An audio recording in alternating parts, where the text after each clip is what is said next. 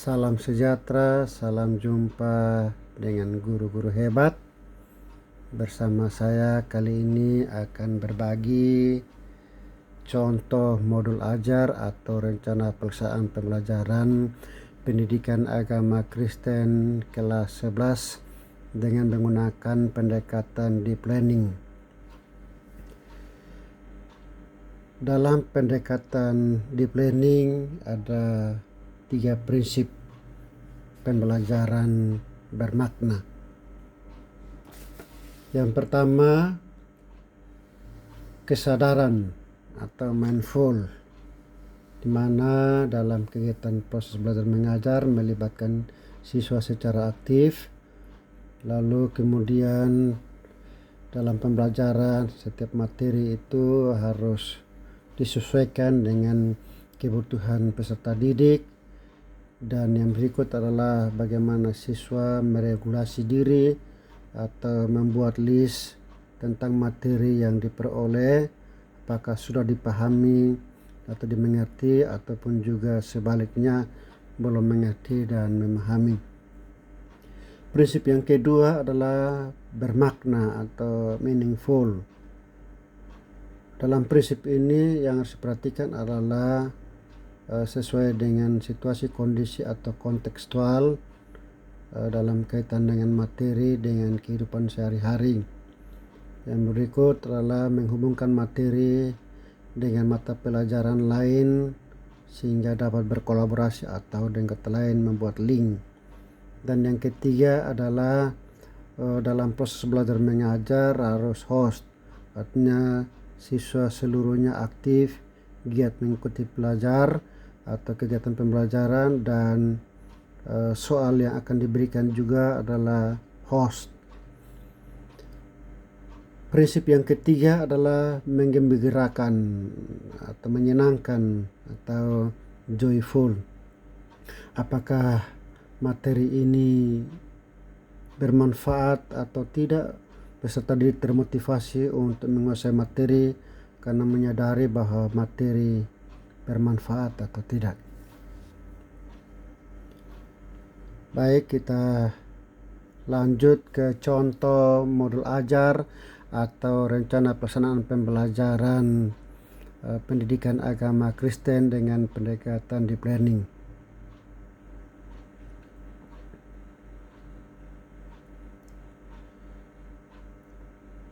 Ada 3 bagian umum dalam modul ajar atau RPP.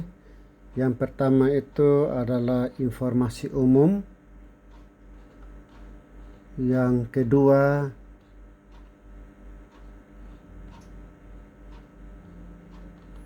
adalah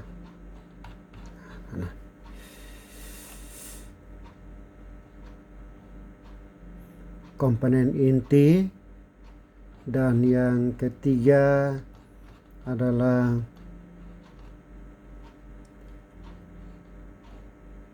assessment. Mari kita lihat yang pertama. Komponen yang pertama adalah informasi umum. Untuk informasi umum ada identifikasi penulis modul atau nama penulis.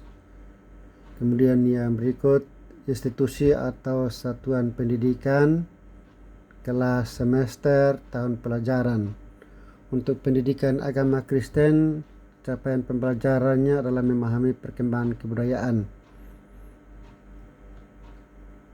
Juga ada dicantumkan dalam modul yakni 8 profil kelulusan.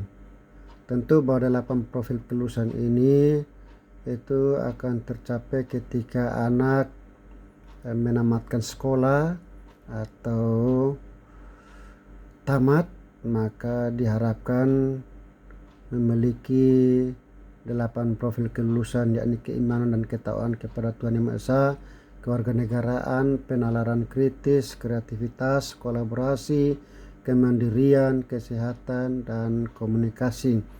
Untuk materi kali ini tentang kebudayaan, maka diharapkan setelah proses belajar mengajar siswa menguasai materi, maka dia akan memiliki 3 profil kelulusan dari 8 profil, yakni keimanan dan ketakwaan, penalaran kritis, kolaborasi, dan komunikasi.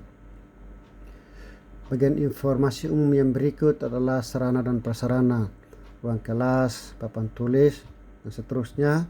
Kemudian target peserta didik adalah kelas 11. Modal pendekatan yang digunakan adalah di sini karena modul ajarnya saya buat 2 kali pertemuan, maka pertemuan yang pertama menggunakan model pembelajaran problem based learning atau PBL, dan yang kedua adalah PJBL atau project based learning.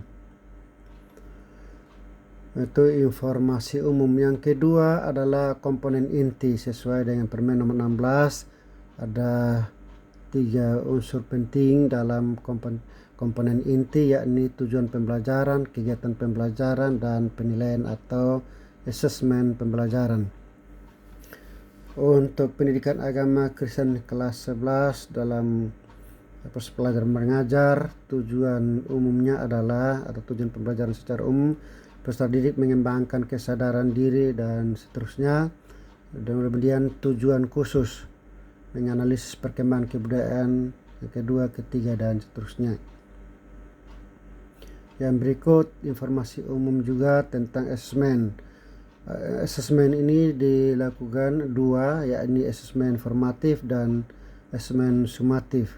Untuk asesmen formatif, yakni asesmen formatif awal dan asesmen formatif proses, di mana soal yang akan disampaikan hari ini dalam materi prasyarat sebelumnya. Yang digunakan dalam proses kegiatan adalah diskusi kelas, tanya jawab, observasi keaktifan peserta didik dalam kelompok, penilaian hasil diskusi kelompok. Kemudian asesmen sumatif akhir, yakni dilakukan di akhir proses atau setelah sejumlah CP tercapai. Kemudian pertanyaan pemantik, apa yang kalian ketahui tentang kebudayaan, dan seterusnya. Lalu kegiatan pembelajaran. Kegiatan pembelajaran meliputi pendahuluan, kegiatan inti, dan penutup. Untuk kegiatan pendahuluan diberi waktu 15 menit.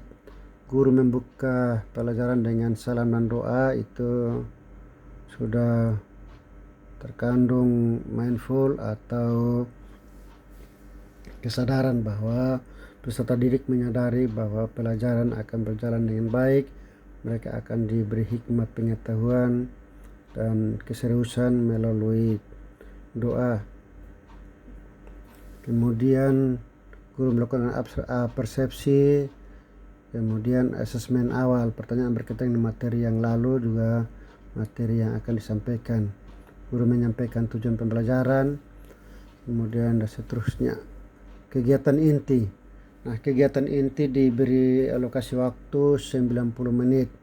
Nah, karena model pendekatan yang digunakan adalah problem based learning, maka unsur-unsur atau langkah-langkah atau sintaknya adalah yang pertama itu orientasi peserta didik pada masalah. Guru menyampaikan sebuah skenario atau permasalahan yang berkaitan dengan kebudayaan. Misalnya, bayangkan ada teman yang berbahasa daerah dengan teman di sekolah yang berbeda bahasa daerah. Temannya menjadi bingung dan tidak mengerti. Bolehkah temannya tersebut marah karena tersinggung? Kemudian, apa saran Anda jika tidak suka dengan pakaian adat? Misalnya pakaian adat yang digunakan oleh saya. Guru membagi peserta didik menjadi beberapa kelompok. Setiap kelompok mengidentifikasi masalah utama dalam skenario yang diberikan. Ini tergantung prinsip meaningful atau bermakna. Kemudian sintak yang kedua, yakni mengorganisasi peserta didik untuk belajar. Setiap kelompok berdiskusi dan mengorganisasikan tugas anggota untuk mencari informasi terkait masalah yang dihadapi. Guru memfasilitasi peserta didik untuk merumuskan pertanyaan-pertanyaan penelitian yang relevan dengan masalah. Dalam pertemuan pertama itu ada 3 permasalahan yang akan dibahas adalah budaya apa yang diwariskan, apakah budaya juga ditulis dalam Alkitab, apakah kebudayaan dapat berubah. Dan pertemuan yang kedua, kemudian yang berikut sintak yang ketiga, membimbing penyelidikan. Peserta didik secara berkelompok mencari informasi dari berbagai sumber. Guru membimbing dan memantau proses penyelidikan setiap kelompok, memberi arahan dan bantuan jika diperlukan. Terkandung prinsip mindful, berkesadaran. Kemudian yang keempat, mengembangkan dan menyajikan hasil. Yang dilakukan oleh setiap kelompok menyusun hasil penyelidikan mereka dalam bentuk laporan tertulis, presentasi visual baik itu poster ataupun slide, juga drama singkat yang menggambarkan solusi dari masalah yang diberikan. Setiap kelompok mempresentasikan hasil kerja mereka di depan kelas. Ini juga terkandung prinsip meaningful, bermakna. Kemudian sintak yang kelima, menganalisis dan mengevaluasi proses pemecahan masalah. Yang dilakukan adalah guru memfasilitasi diskusi kelas untuk menganalisis dan mengevaluasi solusi yang diajukan oleh setiap kelompok. Peserta didik memberikan umpan balik baik secara konstruktif terhadap presentasi kelompok lain. Guru memberi penguatan dan meluruskan pemahaman yang kurang tepat. Ini mengandung prinsip mindful atau berkesadaran.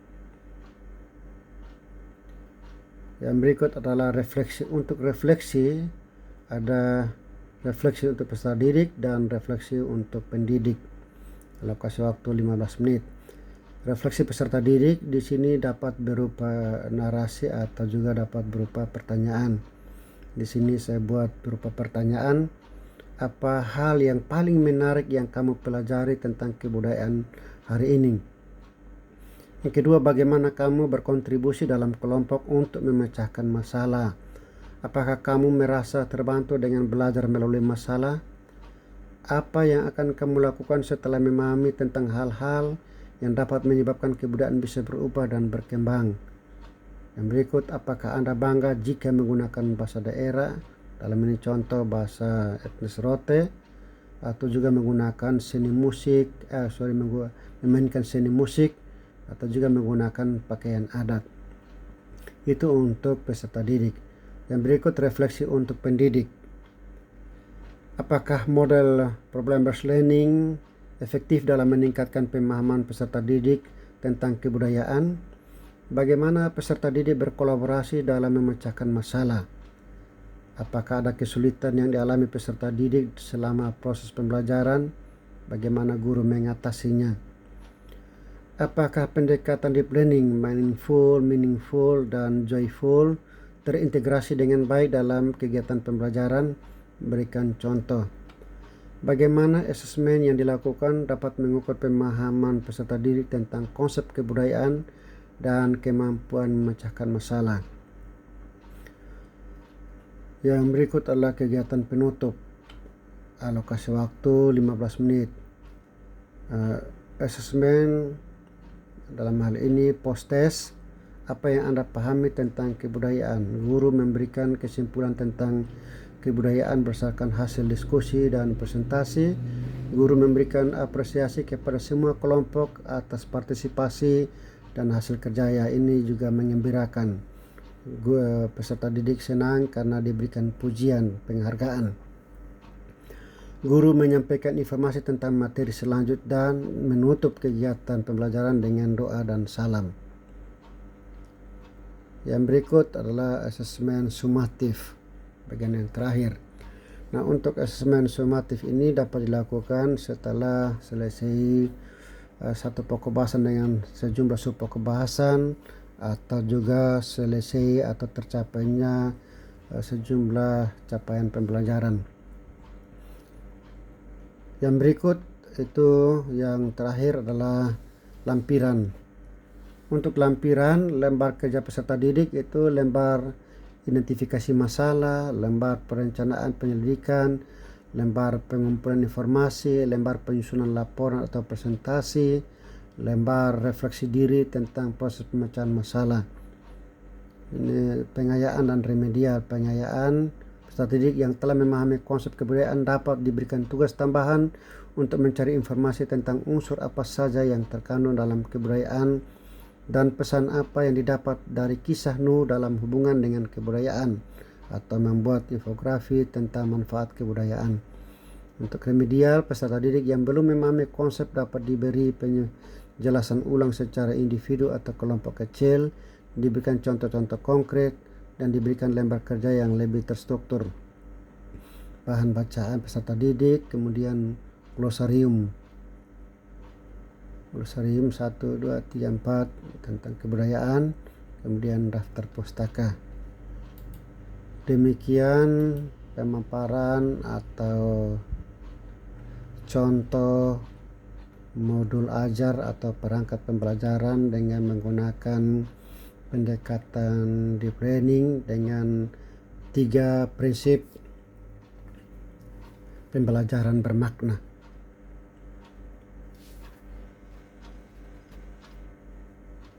Kiranya dapat bermanfaat dan menjadi pedoman untuk teman-teman guru hebat membuat modul ajar. Menyadari bahwa belum sempurna, karena itu jikalau belum sempurna, teman-teman guru hebat menyempurnakan. Mohon maaf apabila ada kesalahan dalam penyampaian. Terima kasih, salam sejahtera, sampai jumpa guru-guru hebat.